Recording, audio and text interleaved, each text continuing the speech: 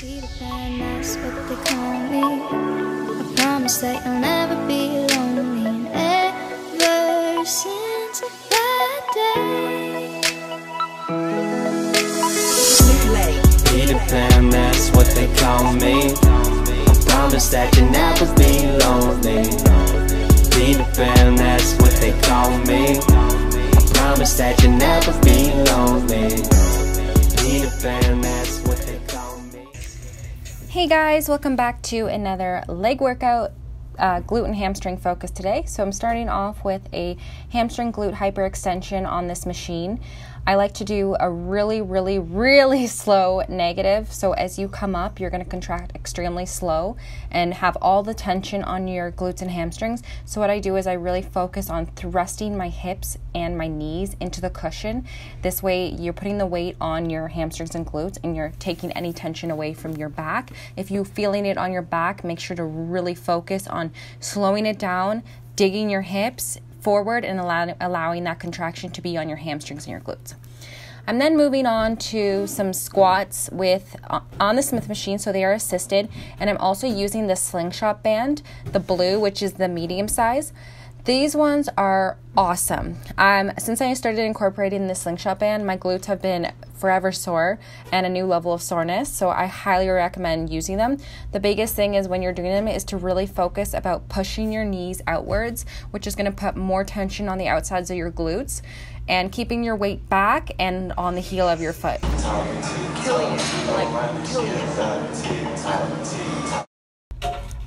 So I'm then moving on to exercise 3, which is a leg press pyramid. So you're going to start with 25 reps, and then you're going to go 20 reps, 15 reps, 12 reps, 10 reps. And as you decrease the reps, you're going to increase the weight. Once you get to the 10 reps, then you're going to add a little bit more weight, and you're going to do an 8 rep drop set. So you're going to do 8 reps with the heaviest weight you can do.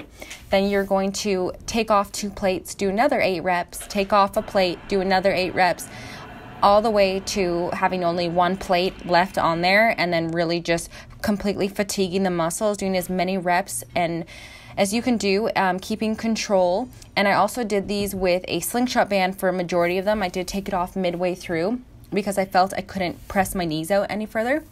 By having the slingshot band around your knees and forcing yourself to push your knees outwards, you are going to feel it a lot more in your glutes, and it adds just a little bit more of a challenge to this exercise, so it makes it even more difficult.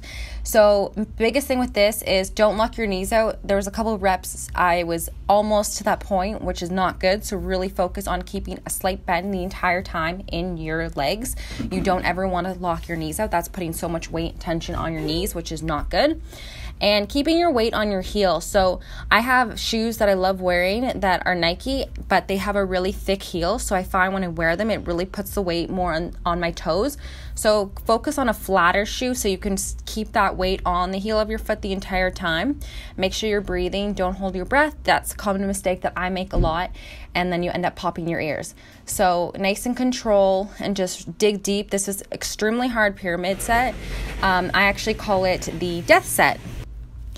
So after you're done this set, you actually do feel like you're dying. So that is why I call it the death set. I find if I do this in my workout, after I'm done this pyramid, I'm pretty much toast, so I cannot do a whole lot after. So a lot of the times I'll do some more compound stuff prior to this pyramid, and then I'll move on to more isolation work once I'm done this. Because again, like I said, I'm toast. You can see here that I'm just really repping out the repetitions and just trying to get myself to complete failure. So basically doing this till I feel like I cannot press that bar anymore. And once you get to that point, you just got to kind of push a little further and then just keep going until you literally cannot go any further. So yeah, there I am now dying because that set just killed me and I look like a lobster. Good. I'm dying on the ground. Good. And there's little Odie. All right, so I'm on to some hip thrusters now. I'm just doing them with a barbell and a bench to keep my upper body elevated. Again, with this, you want to focus on the movement coming from your hips and your glutes thrusting up. and really squeezing at the top. I also like to keep the weight on the heel of my foot and push my knees out slightly, just to again keep that weight and tension all on your glutes. And then I superset it with just some slingshot banded glute bridges. And these look like you're not doing much, but after the hip thrusters with the bar, this really does give it a nice burnout of your glutes. Really focus on just, again, thrusting those hips upward and squeezing the glutes. Then moved on to some bodyweight Bulgarian split squats. And again, these are awesome for your glutes if you keep your weight shifted back. If you keep your weight shifted forward, you're going to feel a lot more in your quads. So keep the weight shifted back, allow it to really hit that glute hammy tie-in again and just completely burn out your glutes again. So I did about, I think, 8 to 10 reps per side, really thinking about squatting down, shifting your weight back, thrusting up, sorry, not thrusting up, but pushing up and squeezing the glutes at the top. And just do as many as you can. I think I did about 8 to 10. Don't hold me to that. And again, it was just a great way to kind of burn out the glutes at the end of this workout. I then finished off with the one last thing, which is complete burnout of the glutes, and these are Swiss ball glute hyperextensions, and you just really focus on squeezing your glutes and then bringing the ball up. So you squeeze your glutes, bring the ball up, and keeps all the tension right in your glutes, and you're not going to feel anything in your lower back. The second set, I held the bar up, and I kept just doing more. Come on, Atlas. Come here. Come on. Not the same kind of strength. One, mommy.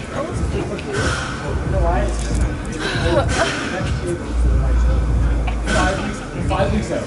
Let's take This is my ears. This is what you're supposed to look like.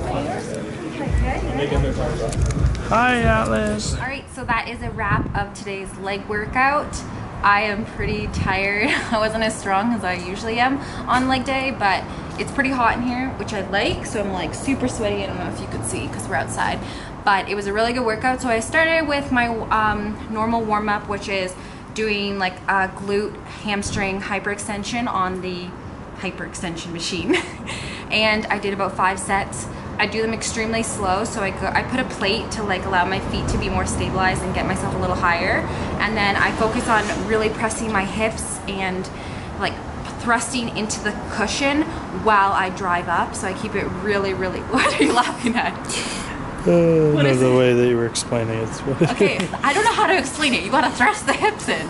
And then you focus on really, really slow negatives and just really let your like hamstrings and glutes take the work. You should feel nothing in your lower back. So I did 5 sets, about 8 reps, because more than that, your hamstrings do feel like they're gonna rip. So yeah, stick to that. Then I moved on to some slingshot banded squats on the Smith machine. And I did about 15 reps, 12 reps, 10 reps, 8 reps, increasing the weight. And then I did just a burnout set of without the band, a wider stance, and I did about 15 to 20 reps. Then I went on to the leg press pyramid, aka I call it the death set, because after that I feel like I have died, actually. So it is 25 reps, 20 reps, 15 reps, 12 reps, 10 reps, all the way down, adding a plate each time you decrease the reps. And then once you get to 10 reps, you add another plate, or you can keep it the same, and you're gonna aim for 8 reps, take 2 plates off, 8, 8, 8, all the way down. Each time you take off a plate. So it's like you go all the way up. I guess in reps, you go all the way down, but in weight, you go all the way up and then back down. If that doesn't make sense, I will probably explain it in the description, because that probably made no sense. You're good. Have a nice day. Bye. And then, what else did I do? Oh, then I did some barbell hip thrusters, and I did just 3 sets of that, about 10 to 12 reps. Supersetted with just like a glute bridge thruster type thing with the slingshot band. And then after that, I did some Bulgarian split squats, just body weight to just burn out my glutes. And I focus on shifting my weight back, really focusing on it, having it more in my glutes, as opposed to if you lean forward, you feel it more in your quads. And I did 4 sets of that, about 8 to 10 reps per leg. And then I just finished off with 2 sets of, I guess this would be also like a glute hyperextension with the Swiss ball between your legs, and you kind of like kick it back. I don't know how to explain it, just watch the video. And I did 15 reps the first one, and then the next one I did 15 reps, and then I did like, I held my legs up and I did these like little pulsey things to burn it out, and then that's it. Now I'm dying and I'm talking too much and I'm rambling. So that's the workout. I'll put it in the description below so you can follow along and you can just skip this whole rambling thing. All right. Peter Pan, that's what they call me. I promise that you'll never be lonely. And ever since that day, Peter Pan, that's what they call me. I promise that you'll never be lonely. Peter Pan, that's what they call me. I promise that you'll never be lonely. Peter Pan.